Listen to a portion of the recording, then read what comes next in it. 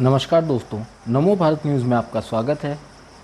दोस्तों, अभी अभी आ रही एक बड़ी खबर के मुताबिक महाराष्ट्र सरकार जिसने ताबड़तोड़ चौंका देने वाले फैसले लेने शुरू भी कर दिए हैं, ऐसे में यह खबर आपको हैरान करके रख देगी कि कैसे जल्दी ही ये सरकार महाराष्ट्र की काया पलट करने जा रही है। इस खबर की विस्तृत जानकारी के लिए हमारे साथ इस वीडियो के अंत तक जुड़े रहें और हमारे चैनल नमो भारत को सब्सक्राइब करना ना भूलें। दोस्तों, शिवसेना के एक सांसद द्वारा पार्टी अध्यक्ष उद्धव ठाकरे से राष्ट्रपति पद के लिए राष्ट्रीय जनतांत्रिक गठबंधन की उम्मीदवार द्रौपदी मुर्मू के समर्थन की घोषणा का आग्रह करने के बाद पार्टी के एक बागी विधायक ने दावा किया कि 18 सांसदों में से 12 जल्दी ही एकनाथ शिंदे गुट में शामिल हो जाएंगे। शिवसेना के लोकसभा सदस्य राहुल शेवाले ने मंगलवार को उद्धव ठाकरे से आग्रह किया कि वह पार्टी के सांसदों से राष्ट्रपति पद की राजग उम्मीदवार द्रौपदी मुर्मू का समर्थन करने के लिए कहें, क्योंकि मुर्मू आदिवासी हैं और समाज में उनका महती योगदान है। उद्धव ठाकरे गुट और एकनाथ शिंदे गुट के विश्वस्तों ने अपने समूह के असली शिवसेना होने का दावा किया है। शिवसेना के 55 में से 40 विधायक मुख्यमंत्री एकनाथ शिंदे के साथ हैं। पाटिल ने कहा कि उन्होंने सत्ता के लिए पार्टी नहीं छोड़ी बल्कि सत्ता छोड़ी है। जबकि हम मंत्री थे, उन्होंने कहा एक नहीं बल्कि 8 मंत्रियों ने पार्टी छोड़ी। इसका मतलब है कि हम हमारी शिवसेना को बचाना चाहते हैं। बता दें कि महाराष्ट्र में शिंदे सरकार के आने के बाद उद्धव ठाकरे बागी विधायकों के निशाने पर हैं।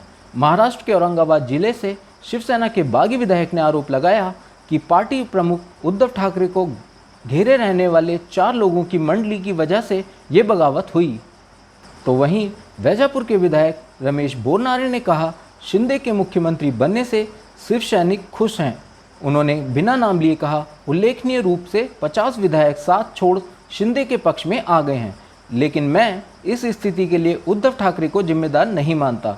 इसके लिए उनके चारों ओर मौजूद 4 लोगों की मंडली जिम्मेदार है। दोस्तों, मोदी सरकार के सबसे महत्वाकांक्षी प्रोजेक्ट्स में से एक बुलेट ट्रेन का है। मुंबई से अहमदाबाद के बीच जापान के सहयोग से देश की पहली बुलेट ट्रेन चलाई जानी है, जिसका काम अभी अंडर प्रोग्रेस ही चल रहा है।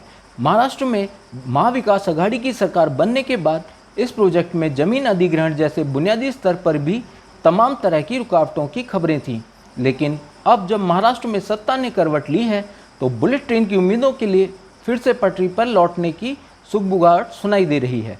जी हाँ, महाराष्ट्र में एकनाथ शिंदे और बीजेपी की नई सरकार बनते ही बुलेट ट्रेन को लेकर हलचल शुरू हो चुकी है।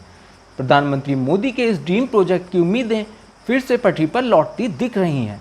रेल मंत्री अश्विनी वैष्णव ने एक कार्यक्रम में बुलेट ट्रेन के संभावित किराए का जिक्र किया है। उनके मुताबिक बुलेट ट्रेन का किराया ट्रेनों के एसी फर्स्ट क्लास वाले किराए के आधार पर तय किया जाएगा।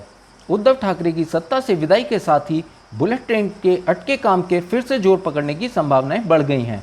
भारत में बुलेट ट्रेन चलाने की योजना पर महाराष्ट्र की उद्धव ठाकरे सरकार सबसे बड़ा रोड़ा बनी हुई थी। महाराष्ट्र में बुलेट ट्रेन को लेकर सबसे बड़ी समस्या जमीन अधिग्रहण की रही है। एक तरफ जहां बाकी के हिस्से में 99% जमीन का अधिग्रहण हो चुका है, वहीं महाराष्ट्र में अब तक करीब 70% तक ही जमीन का अधिग्रहण हो पाया है। राज्य में अब तक कई जगहों पर जमीन अधिग्रहण का काम अटका हुआ है। उद्धव सरकार ने इसमें कोई दिलचस्पी नहीं दिखाई। उद्धव सरकार के रवैये के कारण बुलेट ट्रेन को लेकर जमीन पर कोई काम नहीं हो पाया। यही वजह है कि बुलेट ट्रेन शुरू करने की कोई समय सीमा तय नहीं हो पाई, जबकि इसकी आधारशिला रखते वक्त भारत की आज़ादी के 75 साल पूरे होने पर यानी 15 अगस्त 2022 को इसे शुरू करने का वादा किया गया था। बुलेट ट्रेन का प्रोजेक्ट करीब 508 किलोमीटर लंबा है और इसके तहत मुंबई से अहमदाबाद के बीच बुलेट ट्रेन चलाई जानी है। इसमें 384 किलोमीटर का रूट गुजरात में है, वहीं महाराष्ट्र में 155 किलोमीटर और दादरा नागर हवेली में 5 किलोमीटर का रूट तैयार किया जाएगा। इस प्रोजेक्ट पर कुल 1 लाख करोड़ रुपए से ज़्यादा का खर्च होगा, जिसमें से बड़ा हिस्सा जापान से कर्ज पे लिया गया है। बुलेट ट्रेन के प्रोजेक्ट में जिस तरह देरी हुई है, उससे इसकी लागत में बड़ा इजाफा होने का भी डर है। मौजूदा वक्त में प्रोजेक्ट जिस रफ्तार से चल रहा है, उसके हिसाब से 2026 में महज 50 किलोमीटर रूट पर ट्रायल शुरू करने की संभावना है। ये रूट सूरत से विलमोरिया तक होगा। हालांकि महाराष्ट्र में एकनाथ शिंदे के मुख्यमंत्री बनने के बाद रेलवे की उम्मीदें बढ़ गई हैं।